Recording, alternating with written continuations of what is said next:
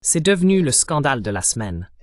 Et Aaron, contrairement à Russiagate, s'est basé sur la réalité. Et cela met Donald Trump dans une position très inconfortable. Avant même d'aborder les déclarations de Trump ou celles qui ont été faites lors de TPUSA, l'un des principaux rassemblements du mouvement de jeunesse conservateur, pourquoi penses-tu que Trump hésite autant à donner à sa base ce qu'il leur promet depuis des mois et des mois? On en est arrivé au point où, je ne crois pas que ça soit arrivé après notre dernier direct, Dan Bongino s'est carrément caché. Il est comme dans une panic room quelque part dans la banlieue de la Floride. He's like in a panic room somewhere in suburban Florida. Vous savez, les dénégations de Trump sont tellement peu convaincantes et son comportement est tellement suspect, comme lorsqu'il attaque ses propres partisans parce qu'il pose des questions sur les dossiers Epstein, alors que ses propres influenceurs en parlent depuis des années, que je ne blâmerai pas les gens de commencer à penser que le Russiagate était réel à ce stade, parce qu'il donne vraiment l'impression d'avoir quelque chose à cacher, et qu'il utilise le Russiagate pour essayer de détourner l'attention. Il dit maintenant que les dossiers Epstein ont été inventés par les démocrates, par Joe Biden, alors qu'encore une fois, personne n'a inventé le fait qu'il était proche de Jeffrey Epstein et qu'il a pris l'avion avec lui à plusieurs reprises. Ce que je pense qu'il se passe, écoutez, je suis curieux d'avoir votre avis. La vision maximaliste, c'est qu'il y a des éléments compromettants sur Trump, qu'il est victime de chantage et que tout cela est lié à des services de renseignement étrangers.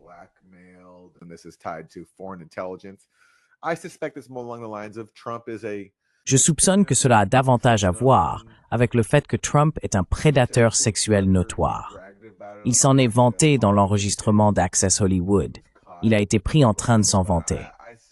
Je pense qu'il y a des éléments compromettants le concernant en lien avec Epstein, et cela a du sens puisqu'il a fréquenté Epstein pendant longtemps. Epstein a un jour dit qu'ils étaient très très proches. Trump a pris son avion à de nombreuses reprises. D'ailleurs, il affirme ne pas avoir pris cet avion, mais ce n'est tout simplement pas vrai. Il y a des registres. Peut-être qu'il a oublié ce qui lui arrive, car il semble aussi avoir certains problèmes cognitifs, comme Biden. Mais oui, ce que je soupçonne, c'est qu'il y a quelque chose de compromettant sur lui, en accord avec son comportement déjà connu, et il ne veut pas que cela soit révélé.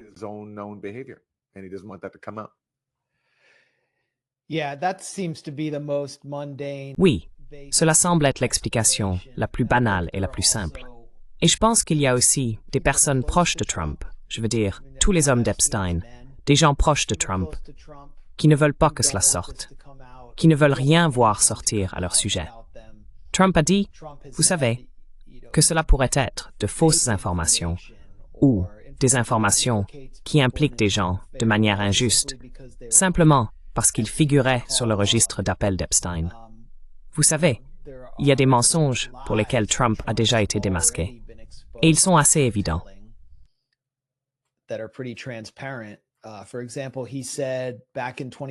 Par exemple, il a déclaré en 2024 qu'il ne figurait pas sur les registres de vol de Jeffrey Epstein. Voici notre conspirationniste anti-Epstein préféré, Michael Tracy. Trump a affirmé dans un post sur Truth Social en janvier 2024 qu'il n'avait jamais pris l'avion d'Epstein, mais les documents prouvent le contraire. Les documents publiés par Pam Bondi en février 2025, je suppose que c'était comme la première phase, contiennent des registres de vol montrant qu'une personne nommée Donald Trump était à bord de l'avion d'Epstein à de nombreuses reprises. Vous vous souvenez quand ils ont dupé tous les influenceurs pro-Trump avec des classeurs remplis d'informations qui avaient déjà été rendues publiques?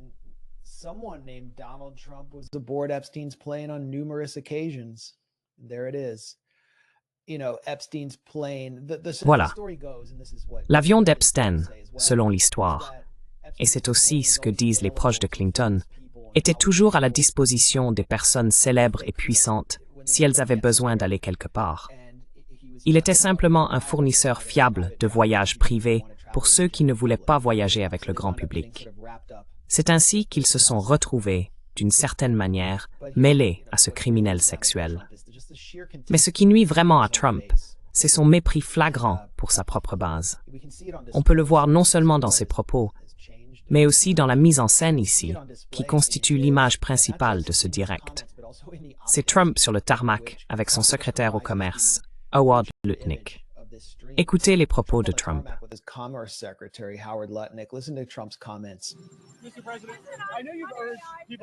Monsieur le Président, je sais que vous avez encouragé les gens à passer à autre chose, mais je suis curieux.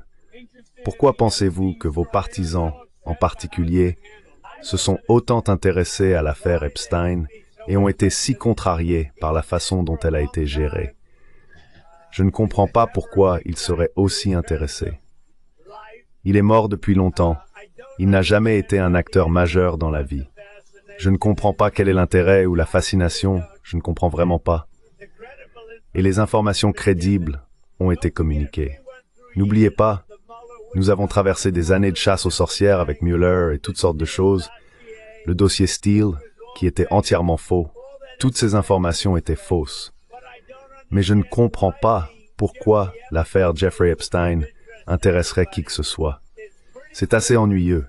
C'est sordide, mais c'est ennuyeux. Et je ne comprends pas pourquoi cela continue. Je pense que seuls des gens vraiment mauvais, y compris les fausses informations, veulent entretenir ce genre d'affaires. Regardez la réaction de Lutnick face aux fausses informations. Des personnes assez mauvaises, y compris les médias mensongers, veulent que ce genre de choses continue. Mais les informations crédibles ont déjà été communiquées. Donc, je veux dire, il est en train d'uriner sur sa propre base une fois de plus. C'est ça le problème. Même si ce qu'il dit est vrai, qu'il n'y a rien à voir ici, que tout cela est faux, entièrement inventé par les démocrates, ce qui est indéniablement vrai, même dans ce cas, c'est qu'il sacrifie ses propres partisans. Le fondement de tant de discours d'influenceurs MAGA et la raison pour laquelle il disait qu'il fallait élire Donald Trump, c'était qu'une fois au pouvoir, il allait révéler la vaste conspiration Epstein. Donc il sacrifie ses propres partisans, y compris l'ancien agent des services secrets, Dan Bongino, et bien d'autres, complètement. À Braisman, invité spécial. Êtes-vous prêt? Oui, nous sommes prêts. Rien de spécial. Pourquoi est-ce un problème que Donald Trump se tienne à côté de Howard Lutnick pendant qu'il dénonce sa base comme de mauvaises personnes, parce qu'elle pose des questions sur les raisons pour lesquelles les dossiers Epstein et la supposée liste de clients ne sont pas rendus publics?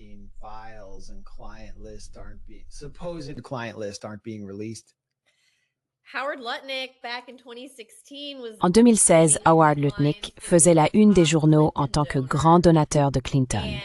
Et c'est assez ironique. Si l'on regarde les archives du New York Post, à l'époque, il déplorait, au nom de Hillary, le fait qu'elle organise une collecte de fonds dans la maison de Howard Lutnick à New York à cause de l'image que cela renvoyait. Howard Lutnick partage un mur avec la tristement célèbre maison new-yorkaise de Jeffrey Epstein. Il était son voisin immédiat. À l'époque, on parlait beaucoup de Clinton comme étant lié à Epstein, où il y avait beaucoup de rumeurs sur le fait que Bill Clinton avait pris l'avion surnommé le Lolita Express.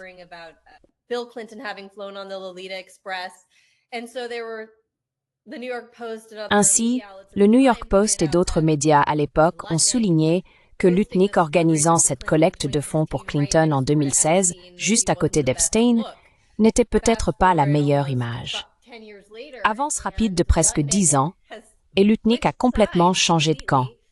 Il n'est plus un soutien de Clinton, mais a d'une manière ou d'une autre réussi à se hisser très haut dans le camp Trump.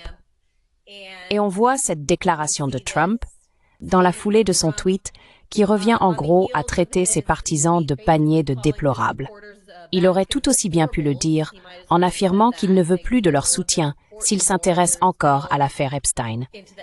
Et que Lutnick soit la figure tapie dans l'ombre derrière Trump, franchement, j'aimerais voir plus de gros titres maintenant qui se demandent quelle image cela renvoie-t-il.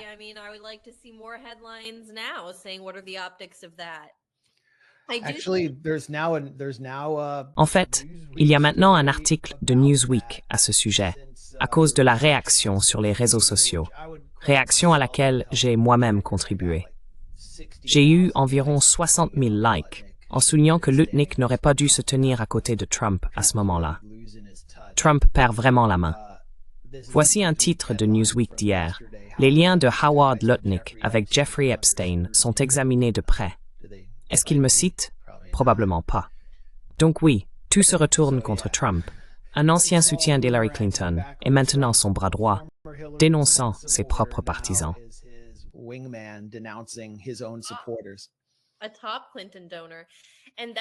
Un important donateur de Clinton. Et c'est ça qui est tellement fou dans la supercherie orchestrée par l'administration Trump sur ce sujet. Si Kamala Harris avait gagné, je ne pense pas que nous aurions eu des révélations sur Epstein. Mais je ne pense même pas que le sujet aurait été abordé. Je ne pense pas que Merrick Garland serait allé tout le temps sur MSNBC en disant qu'il examinait la liste d'Epstein sur son bureau. Vous n'auriez pas eu Christopher Wray allant sur des podcasts et affirmant qu'il croyait, d'après ce qu'il avait vu, qu'Epstein travaillait pour les services de renseignement du Moyen-Orient.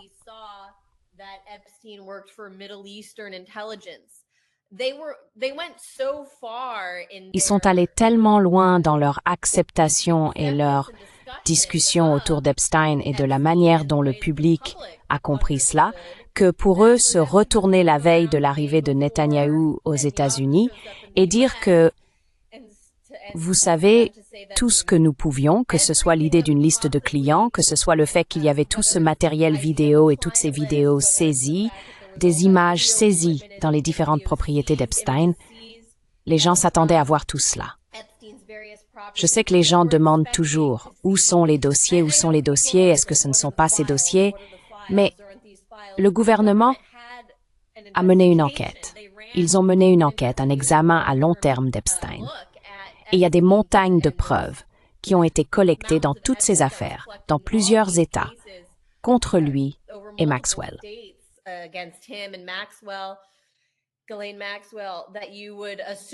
Ghislaine Maxwell.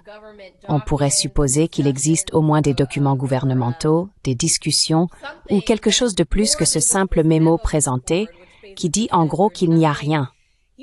Il ne travaillait pour personne. Il n'y avait pas de réseau de chantage.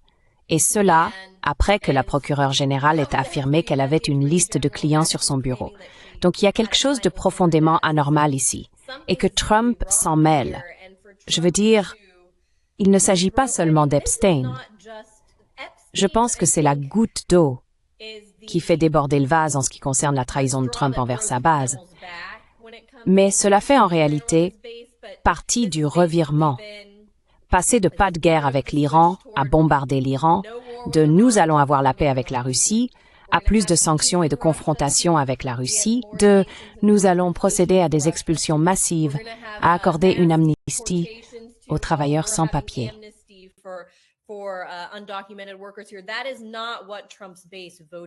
Ce n'est pas pour cela que la base de Trump a voté. Rien de tout cela. Ce sont, à mon avis, les questions fondamentales sur lesquelles il s'attendait à ce qu'il tienne ses promesses. C'est donc une partie d'une trahison plus large. Il y a quelque chose dans l'affaire Epstein qui, pour des raisons évidentes, capte l'attention du public et est perçu comme un scandale qu'il fallait résoudre en raison de l'implication des deux parties, de tant de membres de notre élite. Et parce que cela laissait aussi entendre ou suggérait qu'il se passe quelque chose de plus vaste aux États-Unis concernant ceux qui influencent et dirigent notre gouvernement.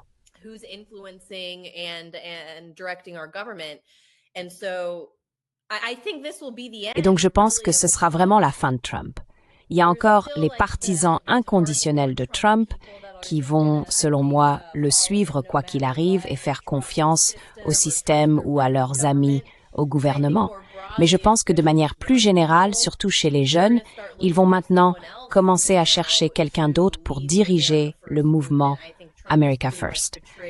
Je pense que Trump a en grande partie trahi Trump, pas seulement sur Epstein, mais sur toute la ligne, que ce soit l'immigration ou les guerres étrangères habituelles.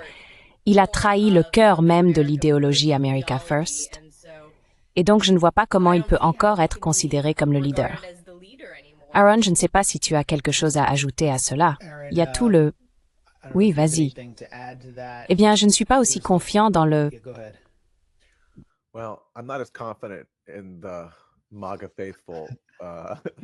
Les fidèles de MAGA. Lui, je ne sais pas. Bien sûr, il les a trahis de tant de façons, comme Anya vient de l'expliquer. Surtout pour ce qui me concerne le plus, la question qui m'inquiète le plus, c'est la guerre. Il a complètement renié tout ce qu'il prétendait défendre. Même si, en regardant son parcours, on trouve aussi de nombreux moments où il aimait se vanter de sa soumission à Israël et de la façon dont il menaçait également la Russie, avec plus de puissance militaire.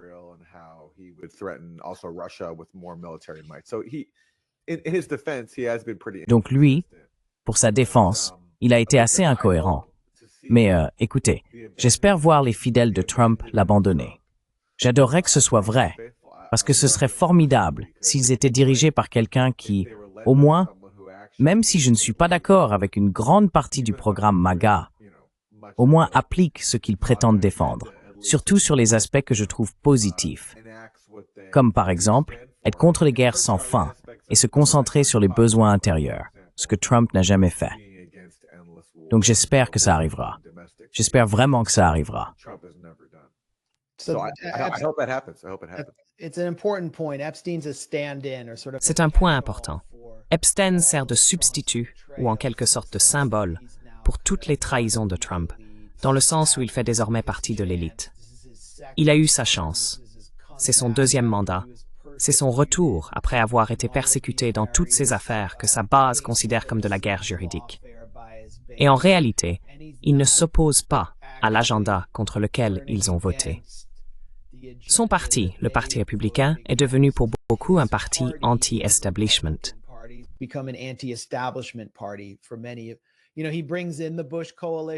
Il rallie la coalition Bush, qui a soutenu toute la guerre contre le terrorisme. Mais comme Anya l'a souligné, la génération qui a grandi après le 11 septembre et à cette époque, les millénials, les membres de la génération Z qui soutiennent Trump, sont totalement anti-establishment, ne font pas confiance au système et sont anti-guerre. Et il s'approprie cela, et il les a attirés, via des influenceurs comme Dan Bongino et Pam Bondi, à croire qu'il allait se passer quelque chose ici. Et maintenant, il voit Epstein comme une figure bipartisane qui a compromis Trump et son entourage, dont il n'avait peut-être pas connaissance, comme Lutnick. Et il y en a beaucoup d'autres.